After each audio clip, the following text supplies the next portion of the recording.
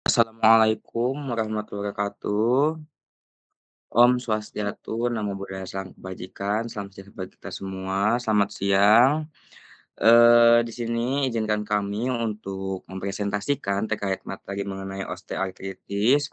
Sebelum lanjut kepada materi, izinkan kami memperkenalkan diri, yaitu perkenalkan namaku Muhammad Azil Aulia, bersama rekanku yaitu Ica Hanita dan juga Tasya Agustia. Kami berasal dari kelas FM 23D dan juga untuk dosen pengampu kami yaitu adalah Apoteker Maya Arfania, Master of Science. Boleh di-next, mungkin lanjut saja ke materi. Baik, osteoartritis itu merupakan penyakit sendi degeneratif yang paling sering dijumpai pada populasi lanjut usia, dengan prevalensi lebih tinggi pada wanita. Nah, gangguan ini tuh ditandai oleh kerusakan progresif pada tulang rawan sendi, pembentukan osteofit, hingga nyeri dan keterbatasan gerak. Osteoartritis ini menyerang sendi penahan beban seperti lutut, panggul, dan tulang belakang. Nah, kerusakan jaringan osteoartritis ini tidak hanya terjadi karena proses penuaan, tetapi juga karena ketidakseimbangan biologis antara regenerasi dan degradasi jaringan sendi. Aktivitas enzimatik seperti MMPS dan inflasi kronis tingkat rendah mempercepat kerusakan tersebut. Karena osteoartritis ini berdampak langsung terhadap kualitas hidup pasien, maka penting untuk memahami mekanisme secara menyeluruh serta strategi pencegahan dan pengelolaannya. Ya baik, dari yang latar belakang tadi, terdapat berbagai rumusan masalah, yaitu yang pertama, bagaimana osteoartritis mengaruhi kualitas hidup dan kemandirian pasien.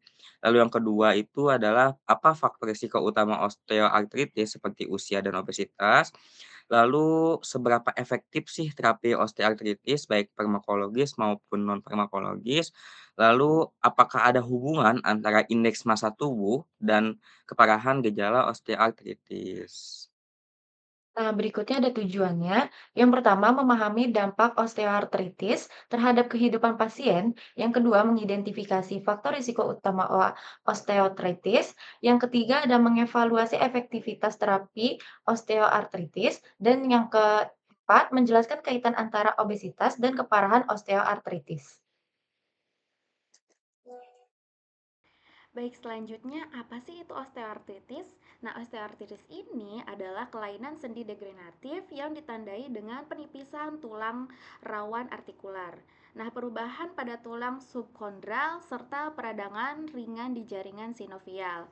Secara klinis, peradangan ringan di Secara klinis, osteoartritis ini menjadi penyebab utama distabilitas pada populasi lanjut usia. Berdasarkan data global, 2020 lebih dari 300 juta orang di dunia mengalami osteoartritis, dengan insiden tertinggi pada wanita di atas 60 tahun. Nah, di Indonesia sendiri ini, data Rikdes tahun 2018 menunjukkan peningkatan prevalensi gangguan sendi dan otot pada kelompok lansia. Faktor gaya hidup yang tidak sehat, termasuk kurangnya aktivitas fisik dan meningkatnya kasus obesitas, turut memperburuk kondisi ini. Lalu di sini juga terdapat etiologi osteoartritis, yaitu yang pertama usia lanjut, yang di mana menurunnya kemampuan perbaikan tulang rawan pada usia lanjut. Lalu yang keduanya ada obesitas, yaitu menambah beban mekanik dan meningkatkan inflamasi sistemik. Lalu yang ketiganya itu adalah trauma sendi, yang di mana cedera lama atau cedera akibat olahraga mempercepat degenerasi. Lalu yang keempat ada kelainan anatomis, yang di mana misal lignin, sendi, atau displasia panggul. Lalu yang kelimanya itu adalah faktor hormonal, yang di mana penurunan estrogen pada wanita pasca menopause. Lalu yang keenamnya ada genetik, yang di mana riwayat osteoartritis dalam keluarga, terutama osteoartritis pada tangan. Lalu yang ketujuh, yaitu penyakit metabolik seperti hemokramatosis yang mempengaruhi metabolisme sendi. Jadi ketujuh ini tuh dapat mempengaruhi osteoartritis.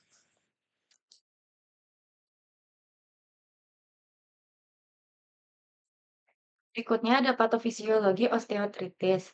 Pada osteoartritis, kerusakan dimulai dari rusaknya kartilago sendi karena stres mekanik atau inflamasi yang melebihi kapasitas perbaikan jaringan. Enzim seperti MMPS dan Grekanase merusak struktur kartilago disertai aktivasi mediator inflamasi seperti interleukin 1 beta dan tumor nekrosis faktor alfa. Inflamasi ini merusak sinovium, menurunkan elastisitas kartilago, dan merangsang pembentukan osteofit, aktivasi jalur nuklear faktor kappa B, memperkuat kerusakan molekuler, menyebabkan deformitas sendi, nyeri kronis, dan gangguan mobilitas yang progresif. Baik, selanjutnya, apa sih itu tanda dan gejalanya? Nah, gejala utama dari osteoartritis ini adalah nyeri sendi yang bertambah saat digunakan dan berkurang saat istirahat. Kekakuan di pagi hari yang berlangsung kurang dari 30 menit juga sering terjadi.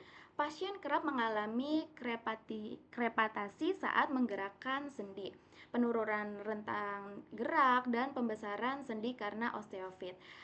Manifestasi khas seperti nodul Heberden dan Burckhardt sering terlihat pada jari-jari tangan. Osteoartritis ini juga mempengaruhi aspek fisiologis seperti stres akibat nyeri kronis dan depresi karena kehilangan kemandirian. Lingkungan seperti cuaca dingin turut memperparah gejala osteoartritis ini. Lalu selanjutnya, apa sih itu dampak terhadap kualitas hidupnya? Nah, osteoartritis ini menyebabkan penurunan drastis terhadap kemandirian dan aktivitas sehari-hari pasien.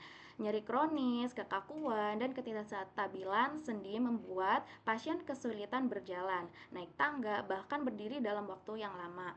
Kondisi ini membuat lansia lebih tergantung pada caregiver. Penurunan mobilitas juga berdampak pada kondisi emosional seperti kecemasan, rasa putus asa, dan depresi. Osteoartritis ini secara keseluruhan menurunkan kualitas hidup, baik dari aspek fisik, sosial, maupun mental. Lalu di sini tuh ada beberapa terapi osteoartritis atau pengobatan osteoartritis yang di mana terdapat terbagi menjadi 3. Yang pertama itu adalah terapi non farmakologis yang di mana fisioterapi, latihan fisik ringan seperti berjalan atau berenang, penggunaan alat bantu, serta edukasi gaya hidup sehat. Jadi lebih ke pola hidup untuk non farmakologis. Lalu untuk yang farmakologis ini bisa menggunakan obat atau zat-zat kimia lainnya seperti analgesik, contohnya paracetamol, ada NSAID, suplemen glukosamin, dan juga kondrot kondroitin, serta injeksi intraartikular kortikosteroid. Nah, di sini tuh jadi lebih ke pengobatan kimiawi. Lalu di sini juga ada bedah yang di mana ini melakukan operasi yang di mana total kidney replacement atau TKR dilakukan pada kasus berat yang tidak merespon terapi konservatif. Nah, beberapa pendekatan terapi harus disesuaikan dengan kebutuhan pasien, mempertimbangkan usia, keparahan gejala, dan juga kondisi klinis lain yang menyertainya. Berikutnya ada obesitas dan osteoartritis. Obesitas merupakan faktor risiko utama dalam osteoartritis karena memperberat beban pada sendi lutut dan panggul. Jaringan adiposa juga bersifat proinflamasi dan menghasilkan leptin, TNF-A, serta IL-6 yang memperparah kerusakan tulang rawan. Studi menunjukkan bahwa menurut penurunan berat badan sebesar 5-10% sudah cukup untuk mengurangi gejala nyeri dan meningkatkan fungsi sendi secara signifikan. Karena itu, manajemen berat badan adalah langkah strategis dalam pencegahan dan penanganan osteoartritis. Lalu selanjutnya ada pencegahan osteoartritis. Nah, pencegahan osteoartritis ini ada 3. Yang pertama itu pencegahan primer. Nah, salah satunya itu ada mencegah berat badan ideal, aktivitas fisik rutin, dan pencegahan cedera sendi sejak usia muda. Yang kedua ada pencegahan tersier. Nah, ini tuh ada screening awal pada individu berisiko, edukasi tentang ergonomi kerja, dan teknik angkat beban serta pengelolaan penyakit penyerta seperti diabetes atau dislipidemia.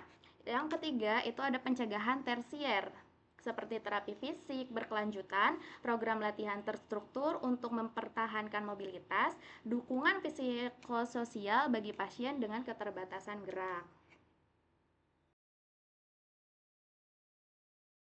Nah, dari materi yang tadi telah kita sampaikan mengenai osteoartritis ini dapat kita simpulkan yaitu osteoartritis adalah penyakit sendi degeneratif kronis yang berdampak besar terhadap kesehatan masyarakat, terutama pada lansia dan wanita.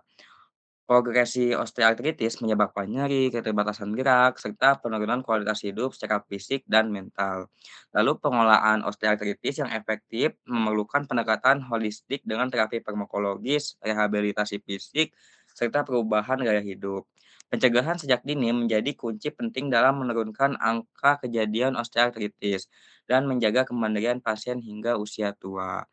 Nah, dengan kesimpulan tersebut, mungkin kita dapat memahami mengenai terkait osteoartritis ini. Oleh karena itu, cukup sekian yang dapat kami sampaikan. Mohon maaf atas segala kekurangan, kami tutup.